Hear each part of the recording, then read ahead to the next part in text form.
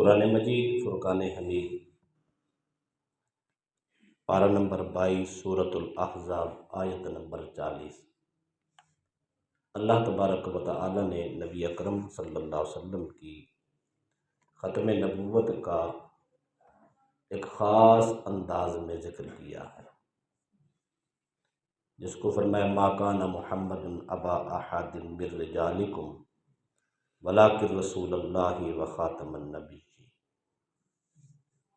کہ محمد صلی اللہ تعالی علیہ وسلم تم میں سے کسی مرد کے باپ نہیں، لیکن وہ اللہ کے رسول اور سارے نبیوں کے سلسلہ نبوت کو ختم کرنے والے ہیں۔ اس آیت کریمہ میں اللہ تبارک و تعالی نے جو ختم نبوت کا تذکرہ کیا، کچھ عرصہ پہلے اس آیت کریمہ کے مفہوم اور اس کی تفسیری نکات پہ ہم ختم نبوت پہ خطبہ دے چکے ہیں۔ آج اس کا صرف چند جملوں میں خلاصہ دیتا ہوں۔ امت میں لکھی جانے والی تمام تفاسیر کی کتابیں اٹھا کر اس آیت کریمہ کی تفاسیر دیکھیں، امت کے سلف و خلف، صحابہ کرام سے لے کر آج دن تک امت کے ہر مفسر نے یہ بات لکھی ہے کہ خاتم النبیین کا معنی ہی یہ ہے کہ اللہ تعالیٰ نے 1.25 لاکھ انبیاء کو جو سلسلہ چھیڑا تھا، اس کا دروازہ محمد الرسول اللہ پہ بند ہو گیا۔ آپ کے بعد نہ کوئی نبی پیدا ہوگا نہ ہو سکتا۔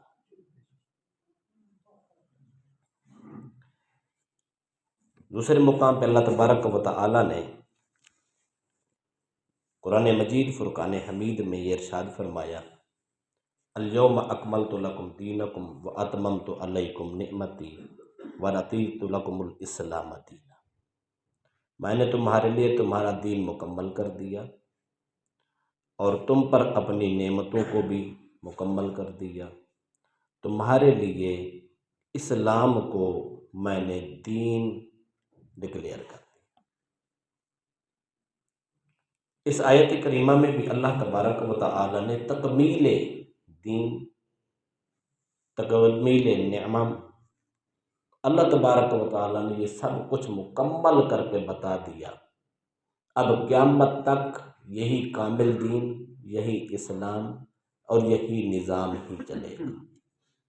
اس کے ہوتے ہوئے کسی نئے نظام کی ضرورت نہیں، اس کے ہوتے ہوئے کسی اور نبوت کی ضرورت نہیں۔ قیامت تک میرے محبوب کی نبوت بھی رہے گی، رسالت بھی رہے گی، نام بھی رہے گا، فیضان بھی رہے گا۔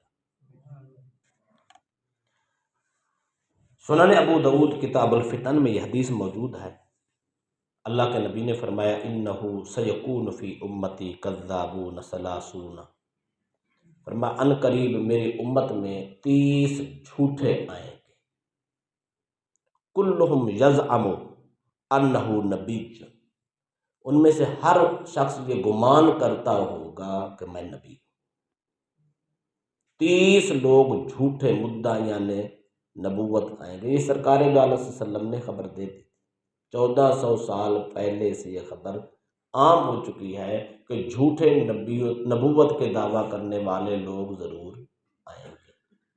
فرمایا یزعم انہ نبی، وہ خود کو گمان کریں گے کہ شاید میں بھی نبی ہوں۔ یہ گمان کا لفظ بتاتا ہے وہ گمان والے ہی نبی ہوں گے، یقین والے نہیں ہوں گے۔ وَأَنَا خَاتَمُ النَّبِيِّينَ لَا نَبِيَّ بَعْدِي، فرمایا لوگوں سن لو، میں آخری نبی ہوں، میرے بعد کوئی نبی نہیں آئے۔ ایک اور حدیث سنیں، جامع ترمذی کی حدیث ہے، انس بن مالک راوی ہے، رسول اللہ صلی اللہ علیہ وسلم نے فرمایا ان الرسالۃ والنبوۃ قد انقطعت، فرمایا نبوت اور رسالت منقطع ہو گئی، فلا رسول بعدی ولا نبی، اب میرے بعد نہ کوئی نبی آ سکتا ہے نہ کوئی رسول۔ یہ صریح الفاظ ہیں، جب صریح الفاظ آ جائیں تو اس کے بعد کسی اور کی گنجائش نہیں رہتی۔ تیسری حدیث ہے، اللہ کے نبی نے فرمایا وَأَنَا الْعَاقِبُ الَّذِي لَيْسَ بَعْدَهُ نَبِيٌّ، صحیح بخاری، فرمایا میں سب سے آخری نبی ہوں، میرے بعد کوئی نبی نہیں آئے۔ ممکن ہے سرکار کے اس صراحت کے بعد بھی کوئی شخص گمان کر سکتا تھا، سوچ سکتا تھا شاید کوئی اور آتا۔ اللہ کے نبی نے وہ گمان والی بات بھی بتا دی، فرمایا لَوْ كَانَ مِن بَعْدِ نَبِيٌّ لَكَانَ عُمَرُ، اگر میرے بعد کسی کا بطور نبی بن کے آنا ممکن ہوتا تو وہ فاروق اعظم جیسا زمانہ، لیکن وہ نبی نہیں ہوئے، دعویٰ بھی انہوں نے نہیں کیا، منصب نبوت بھی نہیں ملا، تو گویا وہ گمان بھی، چانس بھی ختم۔ تو یہ قرآن تھا اور حدیث۔ اگلی بات میں آپ کو ایک اور انداز سے بتانا چاہتا ہوں۔ 1.25 لاکھ نبیوں میں سے سارے تو اللہ کے پیغمبر تھے، اولو العزم لوگ تھے، بڑی بڑی عزت بڑی شانوں والے لوگ تھے، لیکن کسی نبی کی شخصیت کا، ذات کی حفاظت کا رب نے دعویٰ نہیں کیا۔ آپ تاریخ انبیاء پڑھ کے دیکھیں، بنی اسرائیل نے کتنے انبیاء کو قتل کیا، جانے لی، خون بہایا، اپنے پیغمبروں کو قتل کیا۔ اللہ تبارک و تعالیٰ نے کسی نبی کی جان کی حفاظت کا دعویٰ ہی نہیں کیا، جیسا کہ رسول اکرم صلی اللہ علیہ وسلم کی جان کی حفاظت کا دعویٰ۔ قرآن مجید میں آیت اتری واللہ یعصمک من الناس، محبوب اب لوگوں سے آپ کا رب آپ کی حفاظت کرے گا۔ جب یہ آیت اتری تو رسول اکرم صلی اللہ علیہ وسلم تشریف فرما تھے اور آپ کا دربان محافظ آپ کے دروازے پہ کھڑا تھا، سرکار نے فوراً بلا کے فرمایا آپ کو چھٹی ہو گئی، میرے رب نے میری حفاظت کا دعویٰ کر دیا، اب رب جانے اور مصطفیٰ تیرے یہاں دربان کھڑے ہونے کی ضرورت نہیں۔ یہ دعویٰ اللہ پاک نے باقی کسی نبی کی حفاظت کا نہیں کیا، صرف اپنے محبوب کی حفاظت کا کیا۔ اچھا، اسی طرح اللہ تبارک و تعالیٰ نے جو کتب آسمانی نازل کی تھی، 4 کتب تو یہ مشہور تھیں، تورات ہے، انجیل ہے، زبور ہے، قرآن ہے، کہیں صحف ابراہیم تھے اور صحف موسیٰ تھے اور باقی کتابیں، سب کو ملا کر دیکھیں تو تقریباً چھوٹی بڑی ساری آسمانی کتابیں 104 تعداد بنتی ہے۔ 104 کتب آسمانی میں سے صرف ایک کتاب ایسی ہے جس کو قرآن کہتے ہیں، جس کی حفاظت کا رب نے خود ذمہ لیا، اور کسی کتاب کا ذمہ آپ دیکھتے ہو دنیا میں آسمانی کتابیں موجود ہیں، ہمارے عقیدے اور ہماری نظر میں جس طرح قرآن مقدس ہے اسی طرح تورات مقدس ہے، جس طرح قرآن بابرکت ہے اسی طرح انجیل بھی بابرکت۔ ہم سب آسمانی کتابوں کو ایک نگاہ اور ایک نظر سے دیکھتے ہیں، وہ بھی کلام الہی، وہ بھی پیغام خدا، یہ بھی پیغام خدا، وہ بھی ہدایت کا مرکز، یہ بھی ہدایت کا مرکز۔ اچھا، کلام خدا ہونے کے باوجود وہ کتنی کتابیں ہیں جن میں تحریف ہو گئی، تبدیلی ہو گئی، لوگوں نے من مانی کے مسئلے پیدا کر لیے، کچھ نئے پیدا کر دیے اور کچھ چھپا لیے، کچھ گھٹا دیے۔ ساری کتابیں بڑھتی بھی رہیں گھٹتی بھی رہیں، لیکن ایک واحد کتاب ہے اس کائنات میں جس کو قرآن کہتے ہیں، جس کی حفاظت رب نے اپنے ذمہ لی۔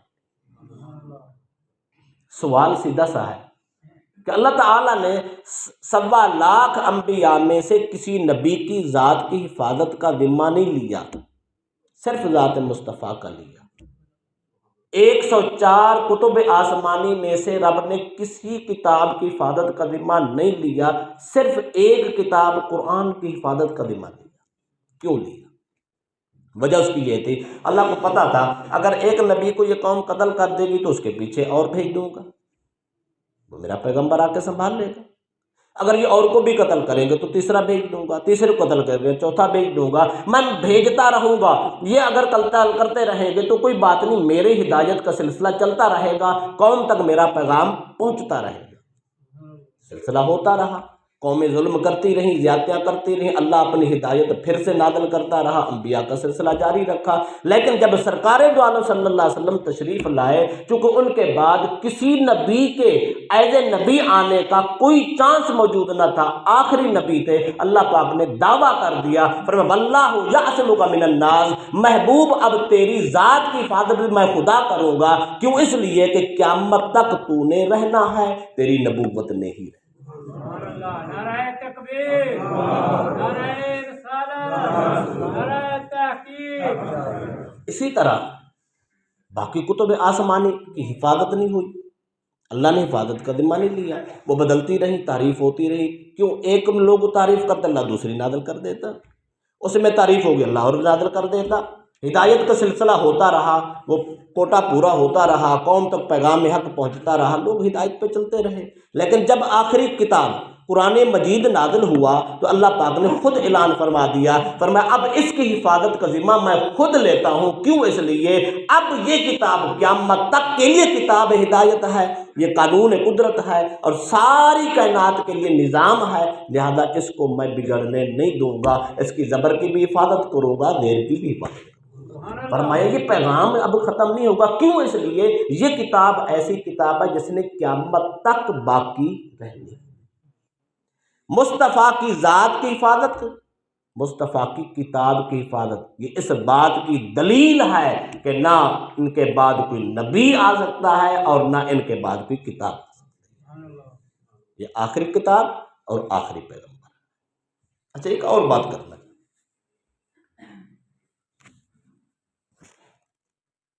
کئی لوگ نبوت کا دعویٰ کرنے والے آئے ہیں، ابھرے ہیں، دعویٰ کیا ہے، مٹ گئے، نام نہ رہا، نشان نہ رہا، کچھ بھی نہ رہا، انجام کو پہنچ گئے، واصل جہنم ہوئے۔ لیکن دو آدمی ایسے بھی ہیں جو مٹے نہیں، آج تک زندہ ہیں، صدیاں گزر گئی۔ میں آپ کو اس کی مثالیں دو تین نام لے لیتا ہوں آپ کے۔ سرکار دو عالم صلی اللہ علیہ وسلم کا زمانہ تھا، اسود انسی نامی ایک شخص نے نبوت کا دعویٰ کر دیا۔ جب اس نے دعویٰ کیا تو سرکار دو علیہ وسلم کے احکامات کے مطابق سلسلہ اس کے خلاف جہاد کا شروع ہو گیا، حتیٰ کہ سیدنا فیروز رضی اللہ تعالی عنہ نے یمن میں اس کو واصل جہنم قتل کر دیا۔ اسود انسی دعویٰ نبوت کر کے اپنے انجام کو جا پہنچا، قتل ہو گیا، یمن میں اس کا قتل ہوا، جان چھوٹی۔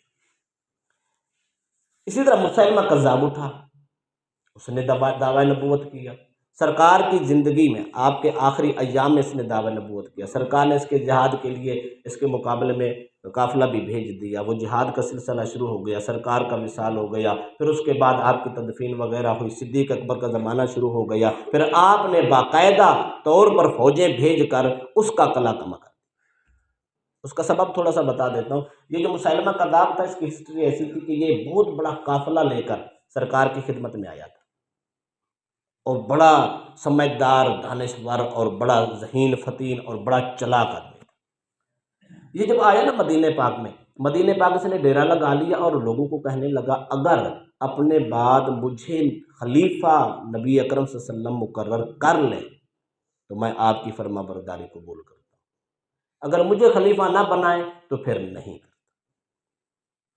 سرکار دو عالم صلی اللہ علیہ وسلم حضرت ثابت بن قیس کے ساتھ چل کے آئے، آپ کے ہاتھ میں چھڑی تھی، آپ قریب تشریف لائے، مسیلمہ کذاب کے پاس آئے، سرکار نے فرمایا تیرا تو گمان ہے تو تجھے میں اپنا خلیفہ مقرر کروں گا، مجھے اللہ کی عزت کی قسم یہ جو میرے ہاتھ میں چھڑی ہے، اس چھڑی کا ایک ٹکڑا بھی کہے تو محمد وہ بھی تجھے دینے کے لیے تیار نہیں، تیرے بارے میں جو رب نے فیصلہ کر دیا ہے وہ ہو کے رہے گا، لہذا تیرا میرے پاس کوئی حق نہیں، میں آپ کو خلیفہ نہیں مقرر کرتا، کچھ بھی آپ کو نہیں ملتا۔ اسی ضد میں وہ چلا گیا، جب چلا گیا تو پھر اس کے خلاف جب جنگ ہوئی تو اس جنگ کے نتیجے میں سیدنا وحشی بن حرب نے اس کو پہلا نیزہ مارا تھا، یہ کمزور ہوا۔ عبداللہ بن زید نے اپنی تلوار کا وار کیا تھا۔ عبداللہ بن زید کے بھائی تھے خبیب بن زید، اور انہوں نے اس کا سر قلم کر کے واصل جہنم کر دیا۔ اسود انسی بھی جہنم میں گیا، مسیلمہ کذاب بھی اپنے انجام بد کو جا پہنچا۔ لیکن دشمن دشمنی ہوتا ہے، اسلام کو دشمن پہلے دن سے بلکہ اسلام کے اعلان سے بھی پہلے کے موجود تھے، اور وہ اپنے وار ہر وقت کرتے آ رہے ہیں۔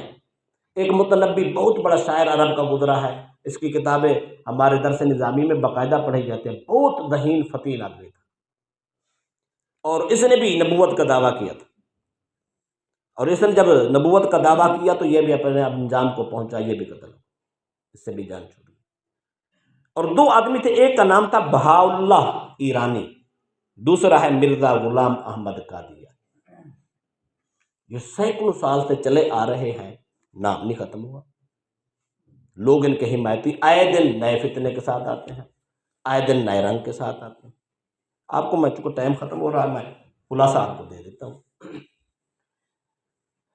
دشمن نے ہمارے خلاف بڑی بڑی سازشیں کی ہیں، یہ سازش کا ایک حصہ تھا۔ دشمن کو پتہ چلا بڑے بڑے زوال مسلمانوں پہ آئے ہیں، پر ایک زوال سے نکلتے ہیں پھر نئے رنگ میں مسلمان پھر سے عروج کو آ جاتے ہیں، پھر ان پہ زوال آتا ہے، پھر کوئی پالیسی ہوتی ہے، پھر یہ زیر ہوتے ہیں، پھر اٹھ کھڑے ہوتے ہیں۔ مسلمان ختم نہیں ہوا، کیوں؟ اس لیے جب انہوں نے دشمن نے ریسرچ کی تو ریسرچ کے نتیجے میں ان کو 4 پوائنٹ ملے۔ وہ کہتے ہیں یہ 4 چیزیں جب تک مسلمانوں میں رہیں گی یہ مسلمان ختم نہیں ہو سکتا۔ وہ 4 چیزیں کون سی ہیں؟ کہنے لگے ایک تو قرآن ہے، جب تک یہ تھیوری ہمارے ہاتھ میں ہے، ہمارے علم میں ہے، جب تک یہ نسل قرآن پڑھتی رہے گی، قرآن سمجھتی رہے گی، اس وقت تک اس امت کو کوئی مٹا سکتا ہے۔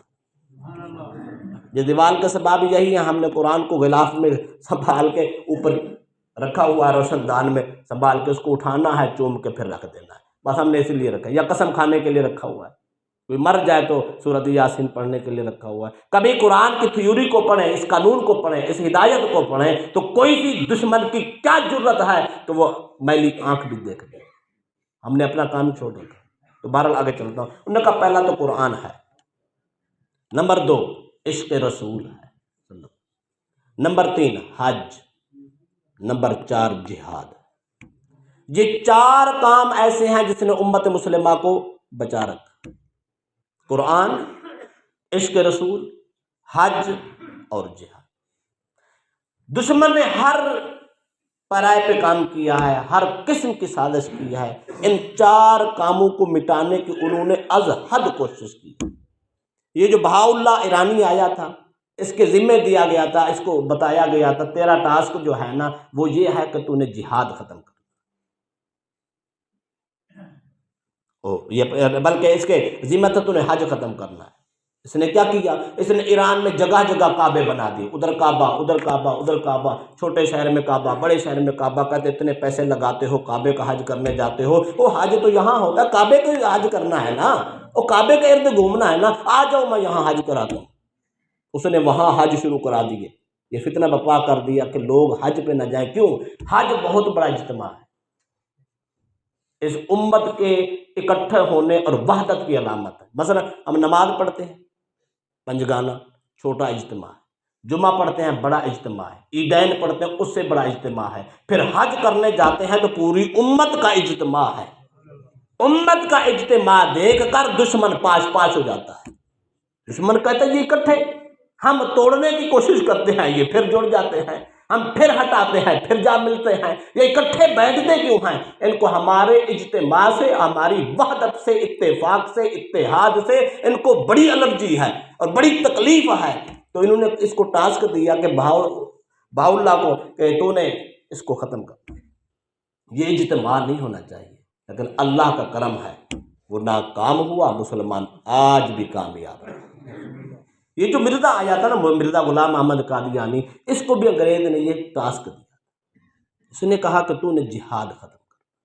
مرزا خود اپنی کتاب میں لکھتا ہے، وہ کہتا ہے اگر میری کتابیں جو میں نے جہاد کے خلاف لکھی ہیں، یہ کہتا تھا اب جہاد کا زمانہ ختم ہو گیا، جہاد کا خاتمہ ہو گیا، تلوار نہیں اب قلم چلے گی، قلم سے کام کرو۔ آج بھی لوگ کہتے ہیں لڑائی کا کون سا زمانہ ہے، فلاں کا کون سا زمانہ ہے، اور دشمن کے آنکھ میں آنکھ ڈالنا، دشمن کو ہاتھ کو پکڑ کے بتانا اور بازو کے زور سے دشمن کو جواب دینا، اور دشمن کے ساتھ صرف یہ ٹاک شو نہیں، بات چیت نہیں، دشمن کو جب آنکھ میں آنکھ نہیں ڈالیں اس وقت تک اس کو ہوش نہیں آتی۔ جہاد اتنا بڑا ہتھیار ہے مسلمان کے پاس، جہاد سے جتنا دشمن ڈرتا ہے اتنا کسی چیز سے نہیں ڈرتا۔ جہاد بہت بڑی پاور ہے، بہت بڑی طاقت ہے۔ مرزا